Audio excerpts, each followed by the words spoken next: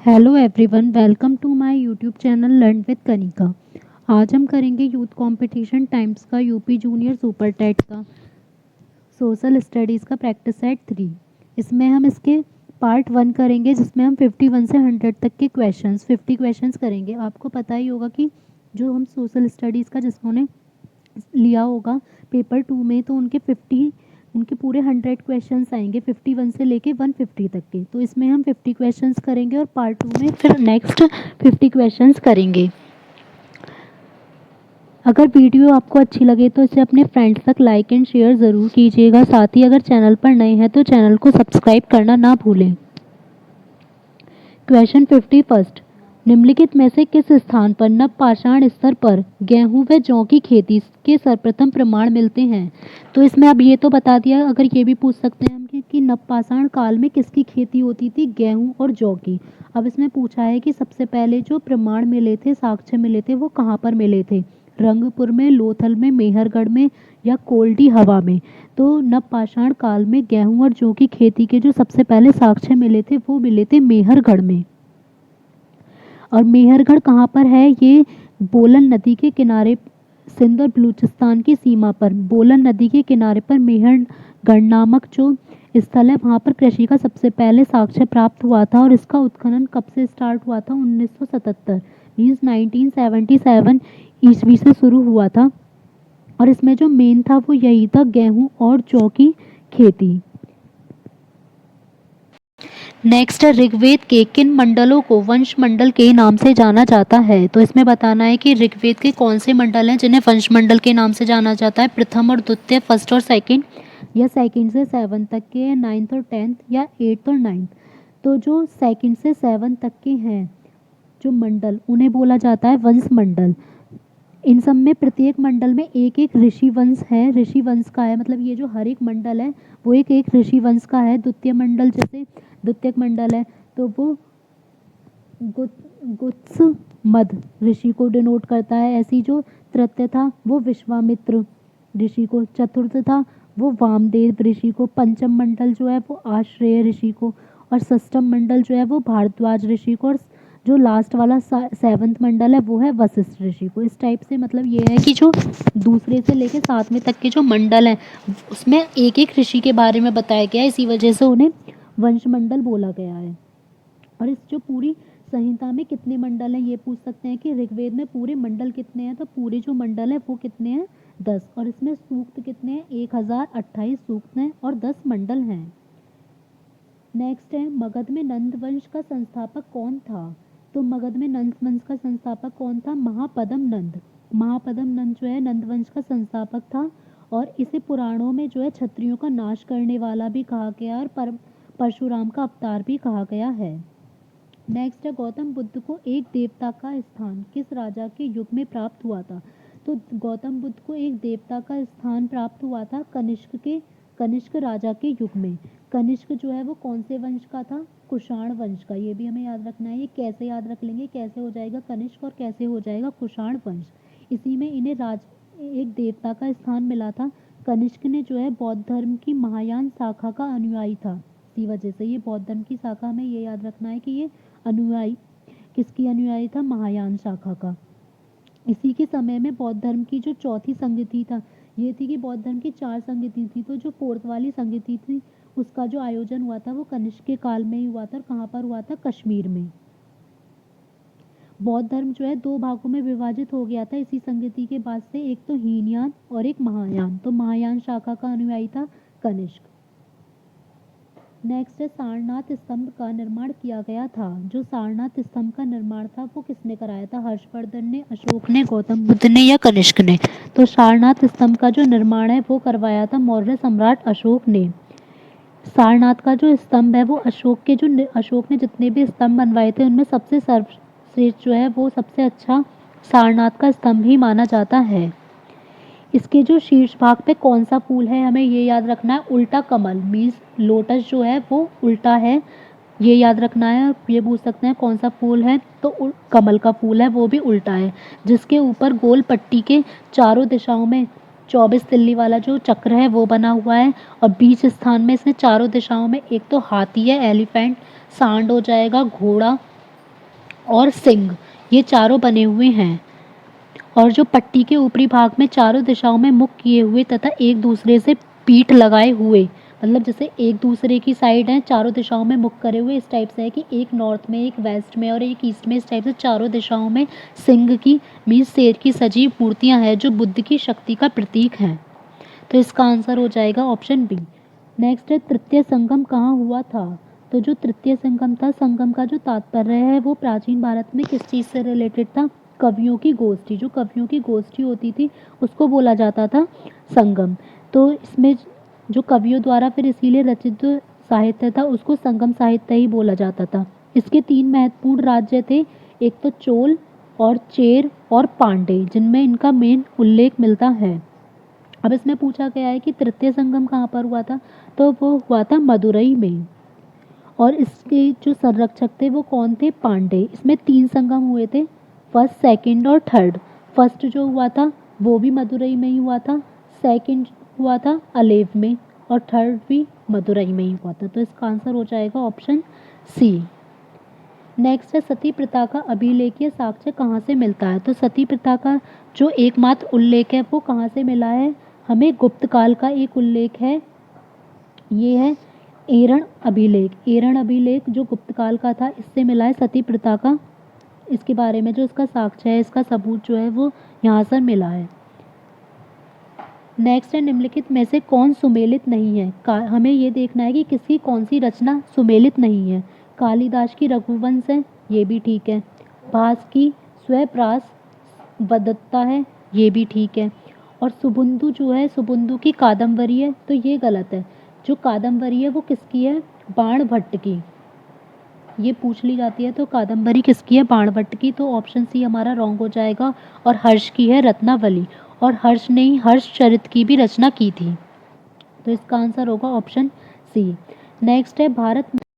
Question 77, निम्नलिखित में से किसने ये कहा था कि भारत की मुक्ति महात्मा गांधी के नेतृत्व में नहीं होगी। तो ऐसे कथन भी पूछ लिए जाते हैं कि किसने क्या कहा था। तो इसमें यह है कि भारत की मुक्ति कभी भी महात्मा गांधी के नेतृत्व में नहीं होगी, तो ये कहा था सुभाष चंद्र बोस ने। तो आंसर हो जाएगा ऑप्शन डी।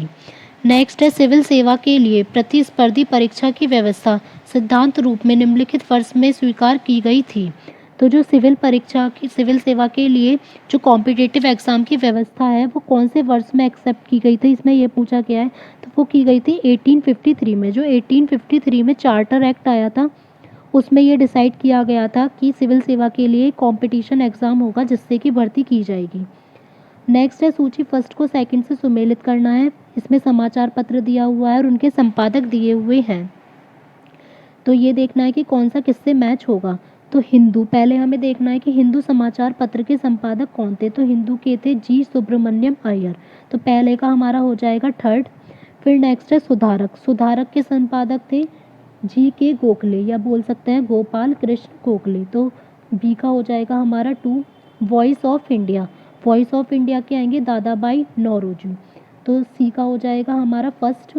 बंगाली, बंगाली के थे S N Banerjee means Surendra Nath Banerjee, तो डी का हो जाएगा हमारा 4। तो 3 2 1 4 ये है हमारा ऑप्शन डी में, तो आंसर हो जाएगा ऑप्शन डी। नेक्स्ट है किसने कहा था कि संविधान सभा कांग्रेस थी और कांग्रेस भारत था। तो ये कथन हमें बताना है कि किसने बोला था। तो ये कथन था ऑस्टीन का। इन्होंने कहा था कि संविधान सभा में जो मेन प्रभाव था वो कांग्रेस का था और इसी वजह से पूरे इंडिया में जो है कांग्रेस की सबसे ज़्यादा लोकप्रियता बढ़ी थी। नेक्स्ट है संघ का यह कर्तव्य होगा कि वह बाह्य आक्रमण तथा आंतरिक गड़बड़ी से प्रत्येक राज्य की रक्षा करे। ऐसा प्रावधान भारतीय संविधान के किस अनुच्छेद में है। तो इसमें यह है कि सेंटर का ये कर्तव्य होगा कि वो बाह्य आक्रमण से हमेशा जो स्टेट की रक्षा करेगा। तो ये कौन से आर्टिकल में कहा गया है, ये कहा गया है आर्टिकल 355 में कि सेंटर जो होगा वो सारे स्टेट्स की बाह्य आक्रमण और आंतरिक गड़बड़ी से प्रत्येक राज्य की रक्षा की जाएगी। नेक्स्ट है 82, नीचे 2 वक्तव्य दिए गए हैं जिसमें कि एक कथन, इसमें एक कथन और दूसरा कारण के रूप में दिया गया है। तो इसमें हमें बताना है कि कौन सा इसकी सही व्याख्या है या नहीं है ऑप्शंस के थ्रू। तो फर्स्ट है कथन, इसमें मौलिक अधिकार निरपेक्ष नहीं है। तो ये सही है कि मौलिक अधिकार जो हैं वो निरपेक्ष नहीं है, मौलिक अधिकार वाद योग्य होते हैं। राज्य मौलिक अधिकार पर प्रतिबंध भी लगा सकता है।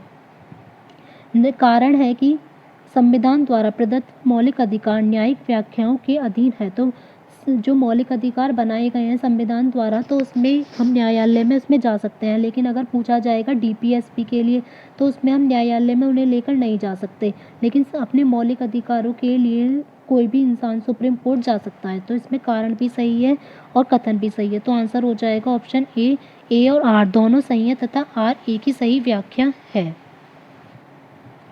नेक्स्ट है, निम्नलिखित में से कौन सा एक मौलिक कर्तव्य नहीं है? तो हमें मौलिक कर्तव्य पता होनी चाहिए कि कितने हैं, कि 11 हैं। पहले 10 थे और 86 जो कॉन्स्टिट्यूशन अमेंडमेंट हुआ था उसमें 11th को जोड़ दिया गया था। अब इसमें बताना है कि कौन सा नहीं है। राष्ट्रगान का सम्मान करना, ये भी है। राष्ट्रीय संपत्ति का बचाव करना, ये भी है। राष्ट्रीय महत्व के स्थानों तथा स्मारकों की रक्षा करना, ये मौलिक कर्तव्य नहीं है, मीन्स फंडामेंटल ड्यूटी नहीं है। ये किस में आता है? डीपीएसपी में। और प्राकृतिक वातावरण का संरक्षण और सुधार करना, ये है मौलिक कर्तव्य। तो इसमें पूछा कौन सा नहीं है, तो आंसर हो जाएगा ऑप्शन सी। नेक्स्ट है, भारतीय संविधान निर्माताओं द्वारा संघीय ढांचा अपनाने का कारण क्या था? तो भारतीय संविधान निर्माताओं ने जो संघीय ढांचा अपनाया था उसका जो मेन कारण था उसमें ये था, इस देश में जाति धर्म भाषा की भिन्नता के कारण इसे स्वीकार किया गया था। क्योंकि हमारे जो भारत देश में अलग अलग टाइप की जाति धर्म और भाषा सभी थी, तो सभी को भारत का इसीलिए जो संविधान है वो संघात्मक रूप लिया गया था यूनियन तरीके से, कि सबको एक साथ मिलकर चलाया जा सके। तो इसके आंसर हो जाएगा ऑप्शन सी। नेक्स्ट है, निम्नलिखित में से कौन एक भारतीय संविधान के अंतर्गत आपात की उद्घोषणा का आधार नहीं हो सकता है? तो यह आपातकाल जो होता है इमरजेंसी, वो किस किस चीज़ पर लगाया जा सकता है, किस किस चीज़ से रिलेटेड होगा, ये हमें देखना है।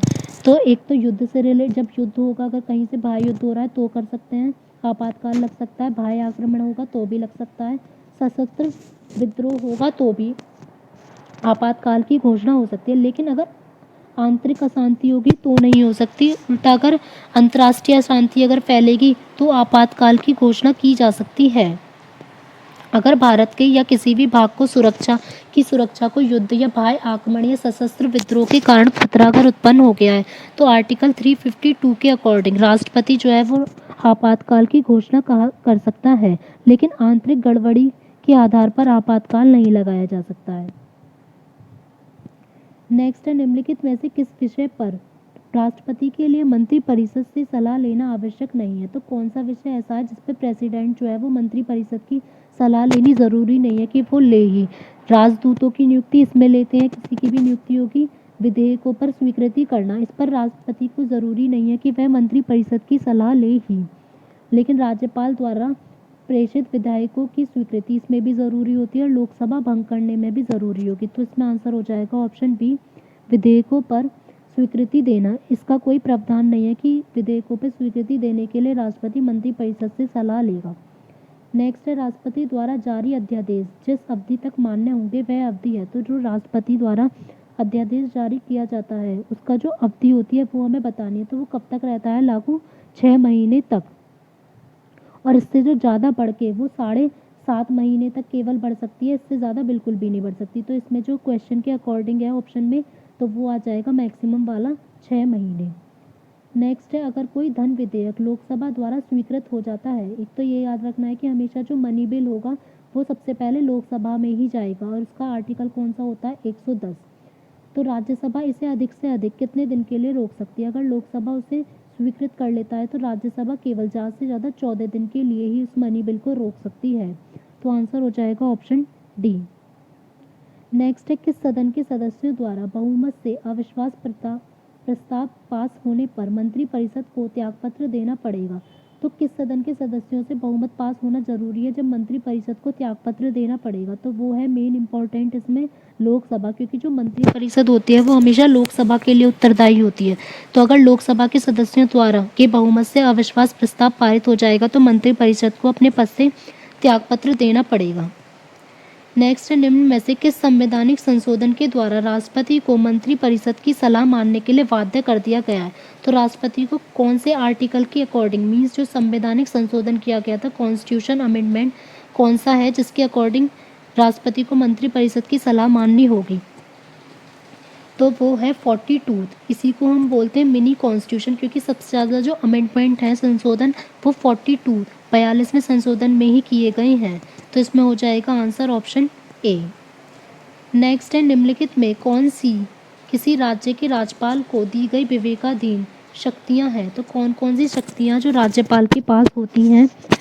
भारत के राष्ट्रपति को राष्ट्रपति शासन अधिरोपित करने के लिए रिपोर्ट भेजना। अगर लगता है राज्यपाल को कि उसके राज्य में राष्ट्रपति शासन लगना चाहिए, तो वो राष्ट्रपति को अब ये रिपोर्ट भेज सकता है। तो ये ठीक है। मंत्रियों की नियुक्ति करना, तो मंत्रियों की नियुक्ति राज्यपाल नहीं करता, वो हमेशा राष्ट्रपति करता है, बस राज्यपाल उसमें सलाह दे सकता है। नेक्स्ट है, राज्य विधानमंडल द्वारा पारित कतिपय विधेयकों को भारत के राष्ट्रपति के विचार के लिए आरक्षित करना। तो ये भी ठीक है कि वो जो भी विधेयक होंगे उन्हें राष्ट्रपति के विचार के लिए उन्हें रिजर्व कर सकता है। नेक्स्ट है, राज्य सरकार के कार्य संचालन के लिए नियम बनाना। तो ये भी गलत है कि जो नियम होंगे वो राज्यपाल नहीं बनाएगा। तो आंसर हो जाएगा इसमें केवल 1 और 3 ट्रू है, तो ऑप्शन बी। नेक्स्ट है, उत्तरांचल गठन के बाद उत्तर प्रदेश में कितने विधान सभा क्षेत्र बचे हैं? तो उत्तरांचल, जब पहले उत्तरांचल जो था वो उत्तर प्रदेश में ही शामिल था, अब जब वो अलग हो गया है तो इसमें बताना है कि उसके बाद अब इसमें कितने ऐसे बचे हैं कि शेष जो क्षेत्र है वो कितने बचे हैं? तो वो बचे हैं 403 क्षेत्र।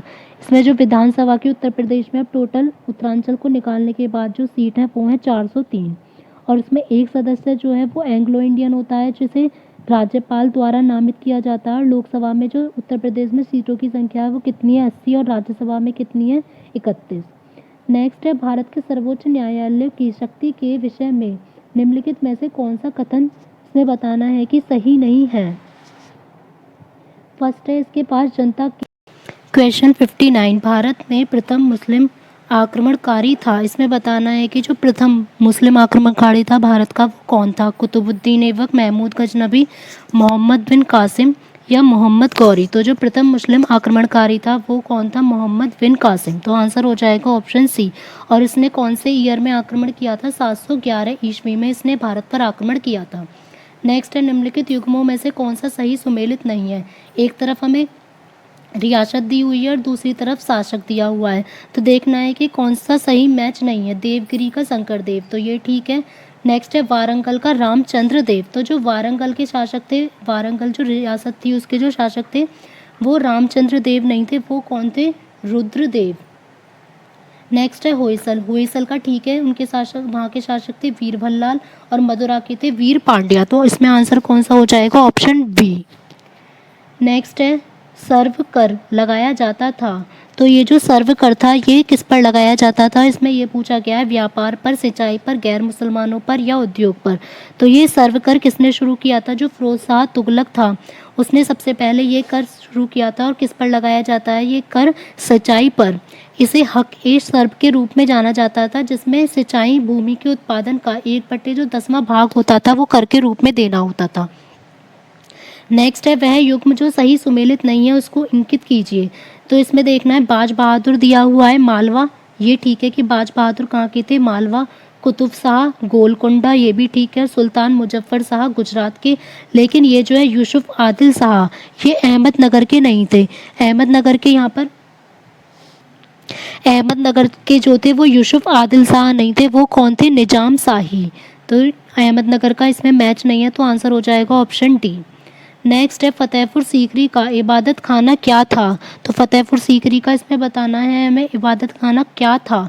राज परिवार के इस्तेमाल के लिए मस्जिद, वह भवन जिसमें विभिन्न धर्मों के विद्वानों के साथ अकबर चर्चा करता था, या अकबर का निजी प्रार्थना कक्ष जो था, या वह कमरा जिसमें विभिन्न धर्म वाले कुलीन जन धार्मिक बातों के विचारार्थ जमा होते थे। तो जो फतेहपुर सीकरी का इबादत खाना था उसका निर्माण किसने करवाया था? अकबर ने। और कब करवाया था? 1575 ईस्वी में। और ये वह भवन था जिसमें विभिन्न धर्मों के विद्वानों के साथ अकबर जो है वो चर्चा करता था, जिससे कि उसके विचारों में बहुत ही ज़्यादा परिवर्तन आया था और वो धर्म से रिलेटेड चीज़ों को मानने लगा था। तो इसका आंसर हो जाएगा ऑप्शन बी। नेक्स्ट है जजिया किसके शासन काल में पुनः लगाया गया था? तो जो जजिया कर था वो किसके शासन में पुनः लगाया गया था? औरंगजेब। औरंगजेब जो था वो हिंदू प्रजा के प्रति बहुत ही कठोर शासक था। उसने एक आदेश के अनुसार अपने हिंदुओं को अपने मंदिरों की मरम्मत कराने का अधिकार छीन लिया था तथा सभी हिंदू मंदिरों और पाठशालाओं को तोड़ने की आज्ञा दी थी और उसी ने सभी हिंदुओं पर जजिया कर लगाया था। कौन से ईयर में? 1679 ईस्वी में। फिर अकबर ने 1563 ईस्वी में तीर्थ यात्रा, पहले क्या था कि शुरू में लगाया गया था इसमें, क्योंकि पूछा गया है पुणे कब लगाया गया, तो पुणे जो लगाया गया था वो तो औरंगजेब ने लगाया था दोबारा। पहले ये था, जब पहले ये लगा हुआ था तो अकबर ने 1563 में एक तीर्थ यात्रा करके 1564 में फिर इस जजिया कर को समाप्त कर दिया था, जो कि सबसे पहले लगाया गया था मोहम्मद बिन कासिम के द्वारा। फिर इसमें पूछा गया पुणे कब लगाया गया, तो यह आएगा औरंगजेब के द्वारा। और यह आय खत्म किसने किया था? अकबर ने। नेक्स्ट है निम्नलिखित युग्मों में से कौन सा एक सुमेलित है? इसमें अब हमें देखना है कि कौन सा मैच है। बाबर तुजुके बाबरी, तो ये ठीक है, इसके नाम से ही पता चल रही है कि बाबर की कौन सी थी? तुजुके बाबरी। हुमायूं की है इसमें हुमायूं नामा, तो जो तुजुके बाबरी थी, एक तो ये कि ये कौन सी भाषा में लिखी गई थी? तुर्की भाषा में लिखी गई थी और वो बाबर ने खुद ही लिखी थी, तो उसकी स्वरचित आत्मकथा थी और इसमें मुवियान शैली का उपयोग किया गया। लेकिन ये जो हुमायूं नामा थी तो हुमायूं से रिलेटेड, लेकिन ये हुमायूं ने नहीं लिखी थी, ये किसने लिखी थी? इसकी बहन गुलबदन बेगम ने लिखी थी। फिर है शेरशाह की तारीख सीकरी, तो शेरशाह की जो रचना थी वो भी यही थी, तारीख शेर शाही, लेकिन ये लिखी थी अब्बास खां शेरवानी ने। नेक्स्ट है अकबर, अकबर की है तबकाते अकबरी, तो ये अकबर की जो रचना थी ये निजामुद्दीन अहमद ने लिखी थी। तो इसमें ये सब है तो इन्हीं की, लेकिन ये पूछा है कि सुमेलित कौन सा है, तो ये तीनों जो हैं वो तो किसी और ने लिखी है इनके बारे में, लेकिन जो बाबर है उसने अपनी आत्मकथा स्वयं ही लिखी थी, तुजुके बाबरी। नेक्स्ट है वर्ष 1613 में ईस्ट इंडिया कंपनी, अंग्रेजी ईस्ट इंडिया कंपनी को कहाँ एक कारखाना व्यापार स्थल स्थापित करने की अनुमति मिली थी?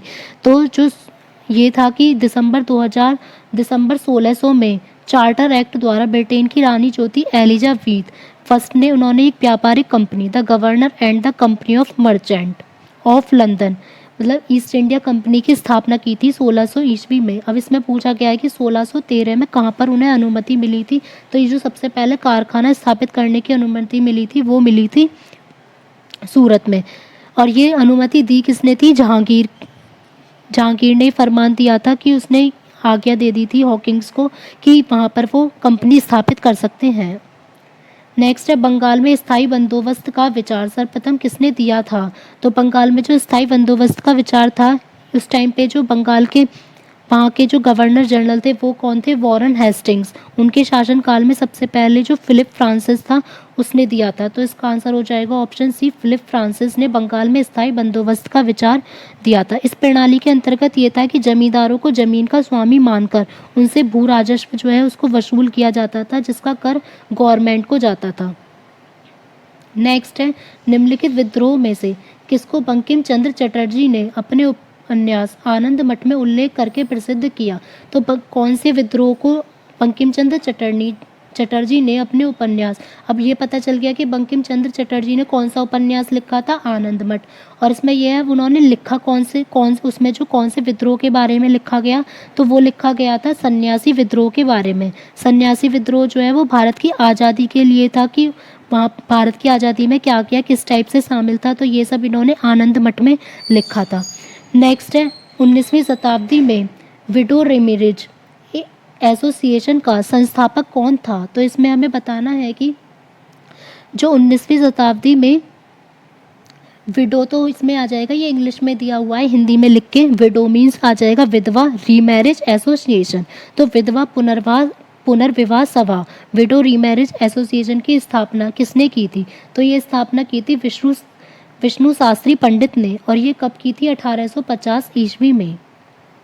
जैसे कुछ वर्ड्स ऐसे होते हैं कि जो हमें हिंदी में पढ़ के नहीं समझ में आते, तो एग्ज़ाम में उसमें इंग्लिश भी लिखी होती है, दोनों में ही हमारा पेपर होता है, बायलिंगुअल होता है, तो ऐसे वर्ड्स को हमें इंग्लिश में देख लेना चाहिए, ताकि ये जो विडो है तो अगर हम इंग्लिश में पढ़ेंगे तो ईजिली पता चल जाएगा। नेक्स्ट है भारतीय राष्ट्रीय कांग्रेस की प्रथम महिला अध्यक्ष कौन थी? तो INC की जो पहली प्रथम महिला अध्यक्ष बनी थी वो हमें बताना है। तो ये इंपॉर्टेंट क्वेश्चन है, श्रीमती एनी बेसेंट। ये कब बनी थी? 1917 में। और कहाँ पर? कोलकाता में। कांग्रेस की पहली महिला अध्यक्ष इन्हें चुना गया था। ये मूल रूप से कहाँ कर रहने वाली है? ये मूल रूप से आयरलैंड की रहने वाली थी। और ये उन विदेशियों में शामिल है जिन्होंने भारतीय स्वतंत्रता संग्राम में मेन अच्छी एक भूमिका निभाई थी। और यही थियोसॉफिकल जो सोसाइटी उसकी सदस्य भी एनी बेसेंट ही थी। नेक्स्ट है, निम्नलिखित में से किस आंदोलन से गांधी जी संबंधित नहीं है? तो गांधी जी के बहुत सारे आंदोलन थे, हमें सारे इंपॉर्टेंट है, सब याद होने चाहिए। जैसे सबसे पहला आंदोलन पूछ लेते हैं कौन सा था, तो वो चंपारण आंदोलन था 1917 का। अब इसमें पूछा गया है कि कौन से आंदोलन से गांधी जी संबंधित नहीं थे। तो हमें पता है कि गांधी जी खिलाफत आंदोलन से भी संबंधित थे और वैयक्तिक सत्याग्रह आंदोलन भी उन्हीं का था, भारत छोड़ो आंदोलन भी था। लेकिन जो स्वदेशी आंदोलन था उससे गांधी जी संबंधित नहीं थे। स्वदेशी आंदोलन किससे रिलेटेड था? जब बंगाल का विभाजन हुआ था 1905 में, ये उससे रिलेटेड था। तो इसमें गांधी जी नहीं थे। और बंगाल की विभाजन की जो घोषणा की थी वो किसने की थी, ये पूछ लेते हैं। उस टाइम पे किसने की थी? ये लॉर्ड कर्जन ने। इस टाइम जो गांधी जी थे वो दक्षिण अफ्रीका में थे, इसीलिए स्वदेशी आंदोलन से गांधी जी का कोई संबंध नहीं है। नेक्स्ट है, भारतीय मुसलमानों के लिए पृथक राज्य के लिए पाकिस्तान शब्द का प्रयोग सबसे पहले किसने किया था? तो मुसलमानों के लिए एक अलग स्टेट होना चाहिए, तो उसके लिए सबसे पहले वर्ड पाकिस्तान किसने यूज़ किया था ये बताना है। तो वो किया था चौधरी रहमत अली व उनके मित्रों ने। तो पाकिस्तान का जो स्पष्ट विचार था वो चौधरी रहमत अली के मन में ही उत्पन्न हुआ था। इन्होंने सोचा था कि पंजाब के साथ ही साथ कश्मीर, सिंध और बलूचिस्तान को भारतीय मुसलमानों का एक राष्ट्रीय देश होना चाहिए, जिसका उन्होंने नाम दे दिया था पाकिस्तान। नेक्स्ट है, जब रॉलेट एक्ट पारित हुआ था तो उस समय भारत का वायसराय कौन था? ये ज़रूर पूछे जाते हैं कि कोई सा एक्ट पारित हुआ था तो उस टाइम पे वायसराय कौन था। तो रॉलेट एक्ट कब हुआ था ये पता होना चाहिए। 17 मार्च 1919 को रॉलेट एक्ट हुआ था। उस समय जो भारत के वायसराय थे वो कौन थे? Lord Chelmsford. तो आंसर हो जाएगा इसमें ऑप्शन सी। नेक्स्ट है, फरेजी आंदोलन की शुरुआत किसने की? तो इसमें हमें बताना है फरेजी आंदोलन के बारे में। इसकी शुरुआत जो है वो कब हुई थी? 1820 ईस्वी में हुई थी और बंगाल में। इसकी शुरुआत की थी हाजी सरियातुल्ला ने। और उनकी मृत्यु के बाद इस आंदोलन का जो नेतृत्व था वो किया था दादू मियां ने। और इसका उद्देश्य क्या था? इस्लाम सुधार में सुधार करना। नेक्स्ट है, डांडी मार्च कहाँ से शुरू हुई थी? तो डांडी मार्च जो है वो किसने की थी? गांधी जी ने शुरू की थी। और कब हुई थी? 12 मार्च 1930 को साबरमती आश्रम से शुरू की गई थी। तो ये साबरमती जो आश्रम था ये कहाँ पर था? अहमदाबाद में। तो इसका आंसर हो जाएगा कि कहाँ से शुरू की गई थी ये? अहमदाबाद से। और ये ख़त्म कब हुई थी? पूरे 24 दिनों की लंबी यात्रा के बाद गांधी जी ने 6 अप्रैल 1930 को डांडी में नमक कानून को भंग किया था। नेक्स्ट है, व्यक्तिगत सत्याग्रह में विनोबा भावे को प्रथम सत्याग्रही चुना गया था। तो इसमें बताना है कि दूसरा कौन था। तो व्यक्तिगत जो सत्याग्रह थे उसमें प्रथम तो इसमें दे दिया कि विनोबा भावे थे। और सेकंड कौन थे? तो सेकंड थे पंडित जवाहरलाल नेहरू।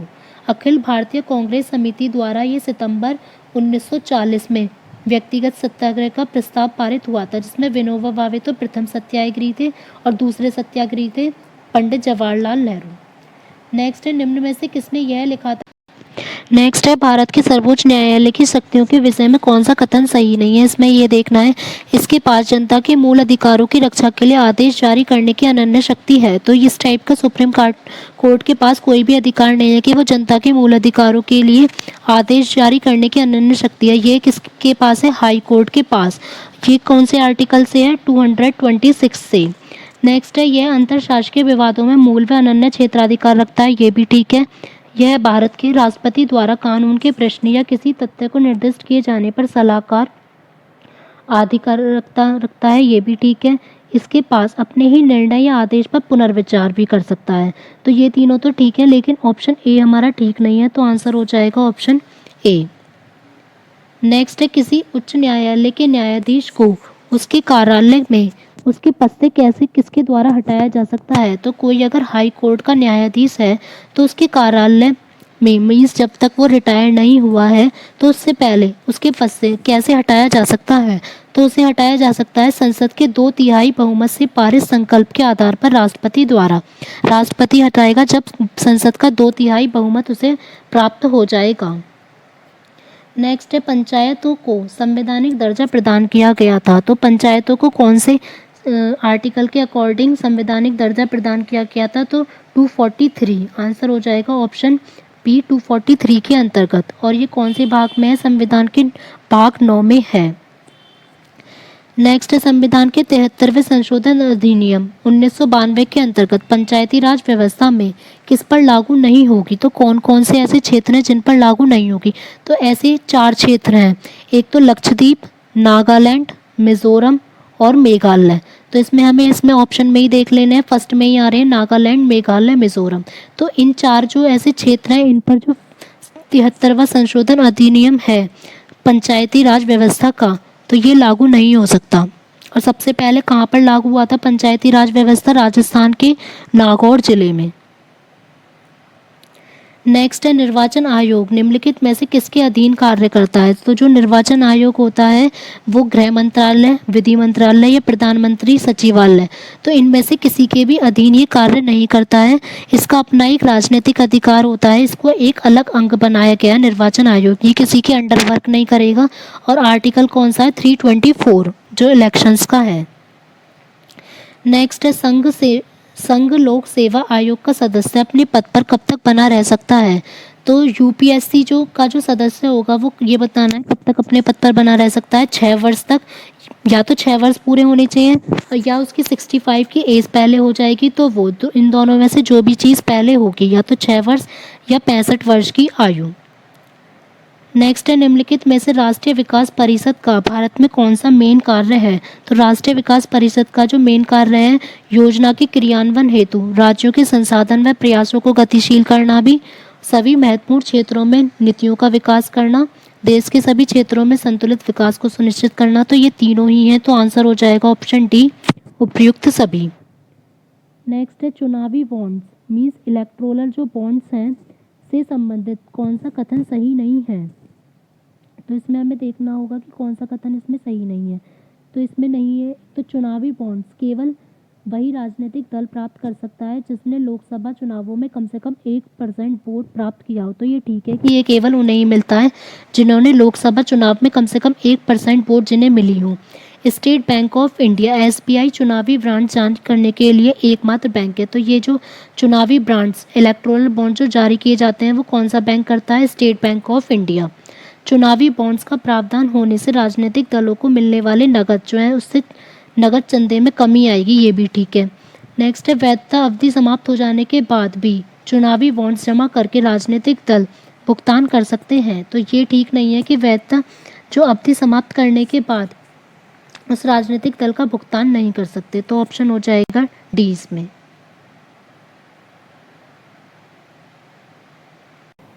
अगर आपको क्लास अच्छी लगी हो तो वीडियो को लाइक एंड शेयर ज़रूर करें, और साथ ही चैनल पर अगर नए हैं तो चैनल को सब्सक्राइब करना ना भूलें। साथ ही आप बेल आइकन प्रेस कर सकते हैं ताकि आपको वीडियो का नोटिफिकेशन अपलोड होते ही मिल जाए। और कमेंट बॉक्स में ज़रूर शेयर करें कि आपको क्लास कैसी लगी और आपका स्कोर कैसा रहा। Thank you.